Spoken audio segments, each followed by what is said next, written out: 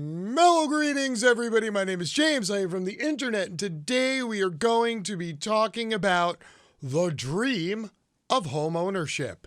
Now, after the end of World War II, the United States of America saw its most prosperous period ever in the history of the entire nation, never to be seen again. This happened because of a few factors that all occurred at the same time. Number one, federal legislation taxing the wealthy and corporations. Number two, the implementation of the minimum wage. And number three, extremely affordable government-backed mortgage loans so that people, young people with entry-level minimum wage jobs, could afford to buy a home. And that started generations of wealth being passed down through families. However, over time, a combination of rising costs, flattening wages, and the maximized capitalism of every single transaction under the sun has slowly milked away people's money. Now, fast forward 70 years and a few generations, and the landscape is dramatically different. No longer is it easy to get a mortgage, let alone an affordable one. No longer can a minimum wage job provide you with enough money to even rent a studio apartment. And no longer is there the government backstopping tons of programs so that people, working class people, people with basic jobs, blue-collar workers, can afford to accumulate wealth and pass it down to the next generation. So, what I wanted to do today is take a look at some of the differences between now and 75 years ago and try to put an exact point on why nobody can afford to buy a house anymore. Here we go. Let's start off with some raw data. Comparing millennials at age 40 to boomers at age 40. As you can see, fewer people now own a home. People have nearly 250% more college debt than they used to graduate with. They are worth less money now and own fewer stocks now. So this, reason number one why young people can no longer afford to buy houses, I promise you it's just the tip of the iceberg. In almost every way measurable, millennials in the US at age 40 are now doing worse financially than the generations that came before them. Fewer millennials own homes than their parents did at their age. They have more debt, especially student debt. They simply aren't as wealthy. Now, if predictions of a long post-COVID economic boom are to be believed, this may be the last opportunity an entire generation has to build wealth before heading off into retirement. Now, in general, homeownership is the best way to pass down intergenerational wealth. Anytime you leave people money, life insurance, stuff like that gets taxed, you have to deal with lawyers. It's a whole thing, and you don't pass down nearly as much money. There's not nearly as much of a nest egg. However, if you have a home and you pass that along to the next generation, well, all of the wealth and the capital is already built into the home itself. So you're essentially passing along somebody a fairly debt-free resource that can be borrowed against to make investments and accumulate more wealth. Without that intergenerational wealth, without that starting block, essentially people today just entering the workforce, never mind people who are now approaching 40 years old, have no leg to stand on. They are literally at the beginning of the monopoly board, and they're almost middle-aged. And they're rolling the dice for the first time, trying to get past those shitty purple and light blue properties. For Kelly Beach, a real estate attorney who turned 40 in April, that means starting by aggressively paying down her credit card debt. Beach has cycled between periods of carrying balances and paying it all off, Quote, "I stayed afloat with credit cards," she said. "I was just used to swiping and overspending. The pandemic jolted her into taking a hard look at her habits. Now I have this feeling, like this fire of urgency," she said. "I'm not going to be in this place again. I can't wait to get out of this debt. I can't wait to save up for my emergency fund and invest again." Imagine being 40 years old, having absolutely no capital and no emergency fund. Oh, wait, I'm sorry. If you're 40 or under, you don't have to imagine that. That is the default reality for the majority of you now. In April, a month after turning 40, Dustin Roberts bought his first house. He was older than his parents were when they became first-time homeowners, his mom in her 20s and his dad in his 30s. He wasn't able to save more quickly for a down payment because money instead went to his student loan payments. He has $38,000 remaining in student debt from San Diego State University. Quote, "My dad has always tried to tell me how important it was to buy a house and how that was a mode of financial security for him," said Roberts, who works in sales at a Milwaukee Tool in Savannah, Georgia. "I'm making more than my dad did, but am I better off? I don't know that I can say yes." Now, while neither a boomer nor a millennial, I can very much understand and get behind this. I am almost 50 and I just bought my first home. It is an entry-level home.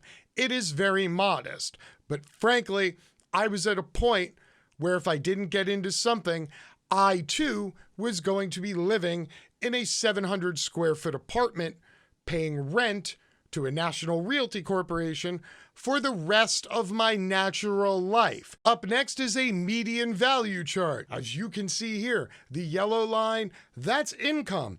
The average or median income for boomers, Gen X, and millennials at age 40, well, it has stayed roughly the same now for 3 generations over the course of 70 years.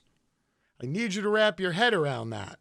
70 years, and the average working class person is making the same relative amount of money now as they were in the 1950s. If you're too young and you don't know what the 1950s were, that's when all the TV shows were black and white. And meanwhile, while that median income has stayed roughly the same for the better part of 75 years, the amount of wealth that they have saved at age 40 has continued to decline, while the amount of debt they carry has continued to incline. Yet for some reason, there seems to be a narrative out there that the younger people of today are just lazy. They don't want to work 3 jobs with no medical benefits. 50, 70 years ago, your boomer parents and grandparents, they had a husband, a wife, 2 kids, a car, and a house, and they paid for all that shit on one single working class income. Now, there are 2 income households out there that are churning just to pay rent in an apartment. Again, why?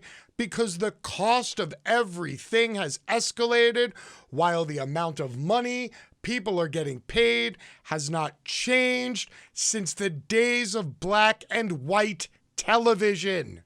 Some economists predicted millennials would avoid buying homes after the 2008 housing market crash. They haven't, but their home ownership rates are lower than previous generations at the same point in their lives. 61% for older millennials, 68% for middle-aged Gen Xers, and 66% for middle-aged boomers.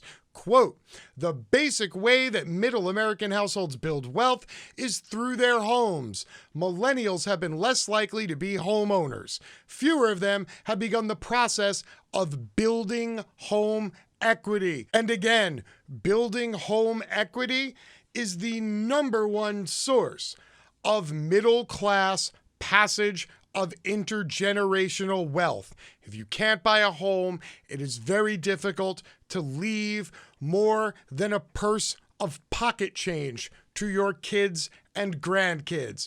Only the equity of owning private property, either in conjunction with a bank or the US government, That's really the only way you can do it if you're working for an hourly wage. One culprit to this trend could be housing prices, which have increased, especially compared with earnings. Millennials are paying a median of $328,000 on homes.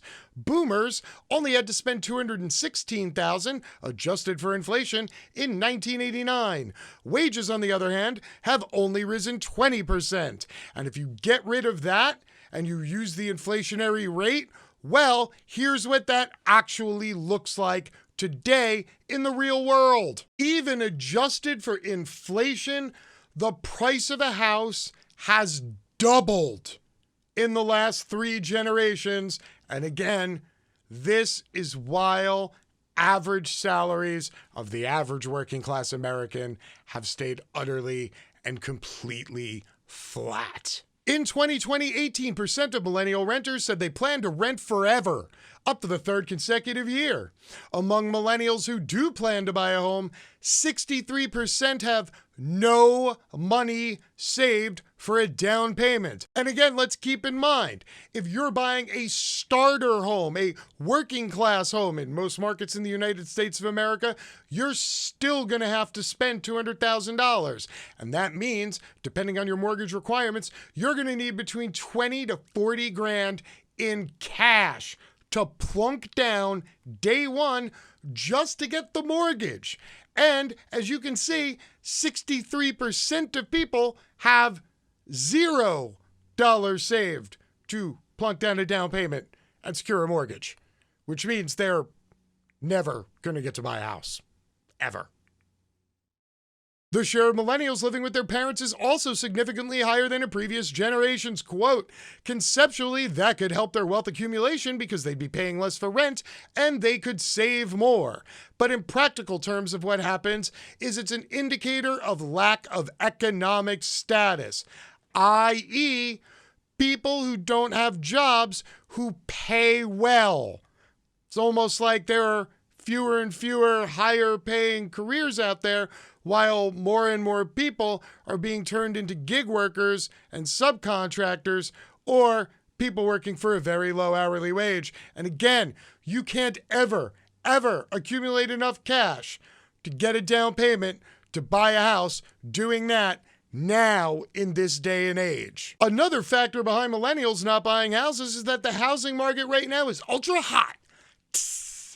Thanks in part to low mortgage rates. That's great if you're a homeowner, but it's terrible if you're a renter trying to buy a home. So, fun fact, ultra low mortgage rates are not the only reason that the housing market is so hot right now. The larger reason is that very few homes are now hitting the market. It used to be every spring, no matter where you lived, there were dozens, if not hundreds of homes for sale in every single large market in the United States of America. Now, there's only a handful. Why? Because as mortgages default or people pass away and properties eventually cycle back to the banks, instead of the banks holding public auctions to sell those properties, they're now holding on to them. And then once they have a whole bunch of titles and deeds, they take them and they sell them all as a single batch investment to brokers and traders. And then those become permanent rental properties. Ergo, fewer homes are hitting the market for sale. So the few that are getting snapped up at exorbitantly high rates by the small handful of people who can afford to bid over asking price willy-nilly. And now what's happening is all those people who were renters, who were scrimping and saving up every last dime so they could possibly get enough money to bid on a house, are now getting totally slaughtered by people with more money and lack of inventory, which means, survey says, those people stay renters for life. So what does this mean to you, the viewer at home watching this? Well, if you're an older person of an older generation and you worked real hard and you own a home, my advice to you, shut your fucking mouth. Stop criticizing people younger than you for not being able to afford an ice box, a vacuum, a Ford Fairlane, and a house on a single minimum wage income just because you did. You were literally the product of an entire generation of propaganda and marketing to get back at those evil communists who, checks notes, defeated the Nazis. Yeah, we made America a pristine workers' paradise where everybody can afford a home just so we could market against the Red Scare. And once we took care of that, we fucking sealed shit up and we turned the ratchet meter to 11 and we just started full extraction of wealth. And 3 generations later, this is where we are. So yes, if you're older and you own property, enjoy your retirement. Sit on your patio, watch the squirrels look for acorns. Chill. Just maybe keep your extremely biased opinion to yourself. And now, if you're of the younger generation and you don't have equity and you don't have capital and you have very little way in the resources, what does this mean for you? This unfortunately means accepting the reality that you will never own a home in the United States of America. You will never pass down intergenerational wealth to your children and grandchildren. If you don't own a house now, or you don't have the down payment to secure a mortgage to buy a house now, if not yesterday, the chances of you cracking that nut down the road are somewhere between slim and none. And slim right now is currently getting extracted just like the rest of the wealth out of the working class. So if you got a chance to make that jump now. If you don't, I'm sorry. I really wish there was something I could do for you. I wish there was something I could say to you, but I can't. This is the tail end of end stage capitalism. This is where we're at. And all we can hope for now is that once this all finally hits the fan and tens of millions of people get kicked out of their homes when the eviction moratoriums end, well, maybe, just maybe, there will be enough angry, scared, frightened, motivated people out there to come together and put enough leverage on our government to rapidly change the landscape of the finance and home ownership sector. Because if they don't, this dream, your dream, and frankly what we called the American dream for decades, that dream's dead.